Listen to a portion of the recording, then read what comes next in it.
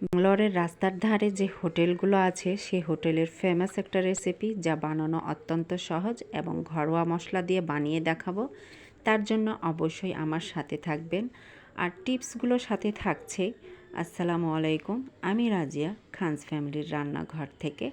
আজকের রেসিপি ধাবা স্টাইলের chicken fry. Chicken বানানো অত্যন্ত সহজ এবং খুব অল্প সময়ে বানিয়ে নেওয়া যায়।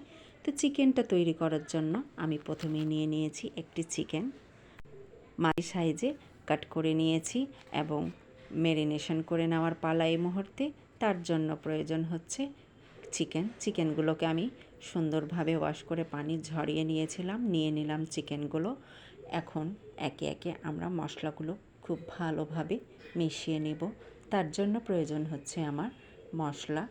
এখানে কিন্তু চিকেনগুলোকে আমি সম্পূর্ণ পর্যায়ক্রমে নিয়ে নিচ্ছি। বোনলেস চিকেন আমি এখানে ইউজ করিনি, এখানে আমি বোন সহ চিকেন নিয়েছি এবং পিসেসগুলো আপনারা দেখে নিন। খুব ছোটো না, খুব বড়ও না, মাঝারিভাবে আমি কাট করে নিয়েছি। চেষ্টা করেছি চামড়াবিহীন নেওয়ার, আপনারাও চেষ্টা করবেন।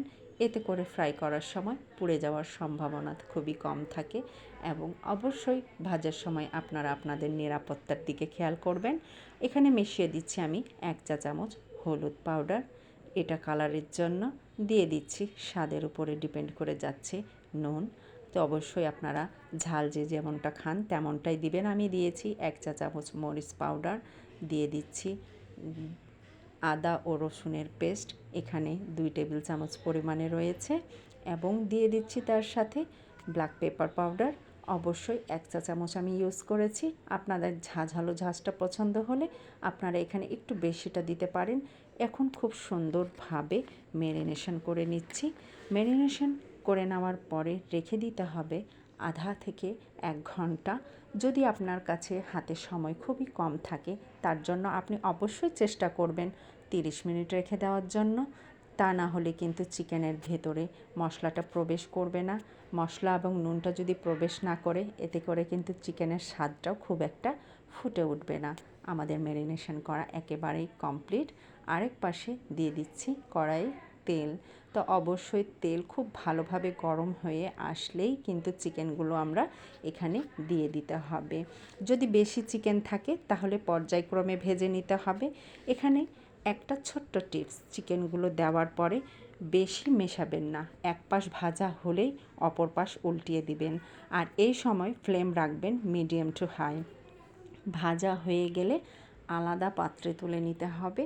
আমার এক পাশ খুব ভালোভাবে কিন্তু আমি ভেজে নিচ্ছি, এর মধ্যে কিন্তু আমি একবারও নাড়া দেইনি। এখন আমার কিন্তু এক পাশ খুব ভালোভাবে ভাজা কমপ্লিট হয়ে গিয়েছে। আমি একে একে ভালোভাবে উল্টিয়ে নিচ্ছি আর এক পাশ, এতে করে আমাদের চিকেনটা ভেঙেও যায় না এবং মিডিয়াম টু হাই ফ্লেমের কারণে চিকেনের যে পানিগুলো বেরিয়ে আসার কথা সেটা খুব সহজে বেরিয়ে আসে না। এতে করে চিকেনটা উপরে ফ্রাই হয়, ভিতরে জুসিনেসটা থাকে। এবং মিডিয়াম ফ্লেমে রাখতে গেলে এখানে কিন্তু চিকেনের পানি বেরিয়ে এসে চিকেনটা নষ্ট হয়ে যায়।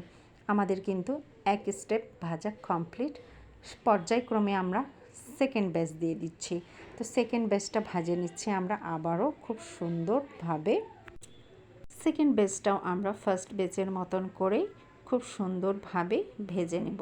এক পাশ হয়ে আসলে দ্বিতীয় পাশে কিন্তু উল্টিয়ে দিতে হবে। সম্পূর্ণ চিকেনটা আমাদের খুব সুন্দরভাবে ভাজা কমপ্লিট হয়ে গেল এবং এখন ফোড়নের পালা। তার জন্য আমি এখানে নিয়ে নিয়েছি 1 চা চামচ জিরে, 1 চা চামচ মহরি, 1 চা চামচ গোলমরিচ আছে, আর অবশ্যই 4টা শুকনো মরিচ নিতে হবে।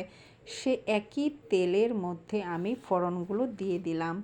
এই ফোড়নগুলোকে খুব ভালোভাবে ভেজে নিতে হবে। ভেজে নেওয়ার পরে কিন্তু সুন্দরভাবে কাট করে নিয়েছি এখানে আমি রসুন কুচি। আমি বড় সাইজের একটা গোটা রসুন ব্যবহার করেছি এবং দিয়ে দিচ্ছি এখানে পেঁয়াজ কুচি। তো পেঁয়াজ কুচি দিয়ে দেওয়ার পরে তলায় যে মশলাগুলো লেগে আছে, পেঁয়াজ দেওয়ার সাথে সাথে কিন্তু সেই মশলাগুলো আস্তে আস্তে করে ছেড়ে আসবে। এবং অবশ্যই খেয়াল রাখবেন এখানে পেঁয়াজটা যাতে পুড়ে না যায়। পেঁয়াজ পুড়ে গেলে কিন্তু এ পর্যায়ে চিকেনটা তিতো লাগবে। দিয়ে দিলাম এখানে 1 চা চামচ জিরে পাউডার, 1 চা চামচ ধনিয়া পাউডার এবং লবণ। স্বাদের উপরেই যাচ্ছে যতটুকু লাগবে। এবং আমি এখানে দিয়ে দিলাম টমেটো। এখানে 3টে টমেটো রয়েছে, তো আমি ফ্রোজেন করা টমেটো দিলাম। আপনারা টাটকাটা হাতের কাছে পেলে সেটা ইউজ করবেন, খুব বেশি ভালো হবে। টমেটোর পানি যেগুলো বের হয়েছে সে পানি দিয়ে মশলাটা আমরা সুন্দরভাবে ভেজে নেওয়ার চেষ্টা করব। এবং তার সাথে দিয়ে দিচ্ছি আমি ফ্রাই করা চিকেনগুলো।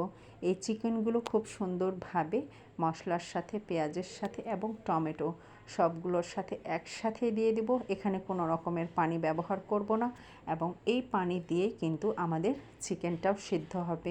ঢাকা দিয়ে রেখে দিলাম আমি 15 মিনিটের জন্য। 15 মিনিট পরে এখানে কিন্তু আমাদের পানির পরিমাণটা অনেকটাই কমে এসেছে। এই পর্যায়ে দিয়ে দিচ্ছি আমি অর্ধেকটা লেবুর রস এখানে ইউজ করছি। এতে করে চিকেনটা ভেঙে যাবে না, টাইট থাকবে এবং খুব সুন্দর একটা ফ্লেভার ছড়াবে। খুব সুন্দরভাবে আমি আবারও নেড়ে দিলাম। নেড়ে দেওয়ার পরে কিন্তু আমি আবারও ঢাকা দিয়ে রেখে দেব আবারও 10 থেকে 15 মিনিটের জন্য। 15 মিনিট পর কিন্তু আমাদের চিকেনটাও সিদ্ধ হয়ে এসেছে এবং খুব সুন্দর একটা কালার এসছে। কালারটা দেখে আপনারা বুঝতেই পারছেন কতটা সুন্দর হয়েছে, এবং দেখতে যতটা সুন্দর হয়েছে তার টেস্টটাও কিন্তু ততটাই সুন্দর। ঘ্রাণ ছড়াচ্ছে খুব সুন্দর একটা, এবং খুব সুন্দর লাগছে দেখতে। তো অবশ্যই দেখে বুঝতেই পারছেন এই চিকেনটা কত সুন্দর হয়েছে। গার্নিশের জন্য আমি কাঁচামরিচ কুচি দিয়ে দিলাম ওপর থেকে। এই চিকেনটা কিন্তু রুমালি রুটি, পরোটার সাথে এই চিকেন খুব বেশি ভালো লাগে। আশা করি আমার এই রেসিপি আপনাদের ভালো লাগবে। আর যদি ভালো লেগে থাকে অবশ্যই আমাকে কমেন্টের মাধ্যমে জানাবেন। আমার চ্যানেলে আমার সাথেই থাকবেন। আপনাদের দোয়ায় আমি এগিয়ে যাই, এই কামনা নিয়েই আপনাদের কাছে আজকের মতো বিদায় নিচ্ছি। আল্লাহ হাফিজ। সুস্থ থাকবেন, ভালো থাকবেন এবং নিজেকে সব সময় ভালো রাখবেন। আল্লাহ হাফেজ।